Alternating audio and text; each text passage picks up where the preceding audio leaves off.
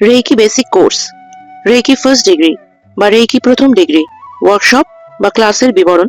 ক্লাসের তারিখ 3রা ও 4ঠা জানুয়ারি 2026, শনিবার ও রবিবার। ক্লাসের সময় দুপুর 1টা থেকে সন্ধে 6টা।